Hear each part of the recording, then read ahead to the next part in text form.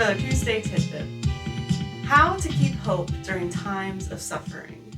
When I think of this question, I'm immediately brought to the book of Lamentations. And I'm going to read from chapter 3, verses 18 through 24. I have forgotten what happiness is. So I say, my endurance has perished. So has my hope from the Lord. Remember my affliction and my wanderings, the wormwood and the gall. My soul continually remembers it and is bowed down within me. But this I call to mind, and therefore I have hope. The steadfast love of the Lord never ceases. His mercies never come to an end. They are new every morning. Great is your faithfulness. The Lord is my portion, says my soul. Therefore I will hope in him.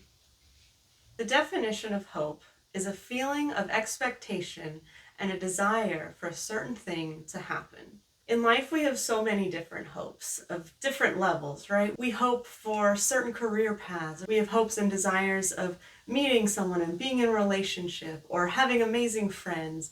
We have hopes to accomplish something meaningful, or we hope to just live a simple life and be able to provide and meet our needs. But when it comes to suffering, when we're going through a time of grief and sorrow, like we see here in Lamentations, hope takes on a different shade. And I feel like there's a word that we could add to this definition, the word longing. There's so many different levels of suffering that we experience in life.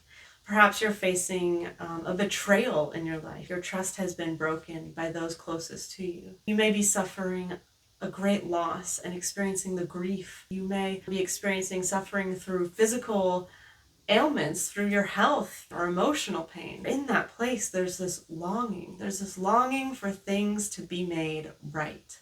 A longing to see things redeemed, a longing to see healing come where trust has been broken, a longing to see justice for those who have wronged you. When I looked up the definition of hope, it also had the archaic use of the word, which was defined as a feeling of trust. When I read that, it reminded me of Hebrews 11:1, which says, "Now faith is the assurance of things hoped for, the conviction of things not seen." When we put these two definitions of trust together, we get a fuller meaning of what it means to hope during times of suffering. Here they are pouring out their hearts and their sorrow and their grief through the lamenting we see in this book.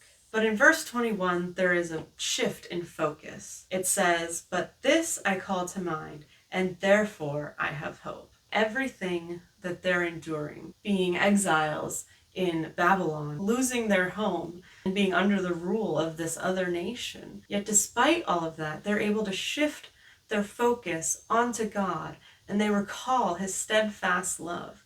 And a little farther down, we see in verse 31 through 32, "For the Lord will not cast off forever, but though he cause grief, he will have compassion, according to the abundance of his steadfast love." Though everything may seem hopeless, though it may seem like we just keep hitting dead ends, when we rest in our convictions of who God is and recall his faithfulness, we are able to stand strong on that foundation and endure through the hard times, as there's this longing for things to be made right, and then this trust in the one who can make it right. This is a hope that doesn't solely rest on the thing we desire or hope for coming to pass, but even more, it rests in the trust and conviction that regardless of what happens, God is loving and kind and sovereign and will bring goodness out of the suffering that we are enduring. And that is how we keep hope in times of suffering.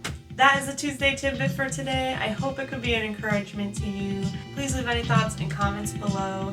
This has been KO, here with you to create eternal perspective. And see!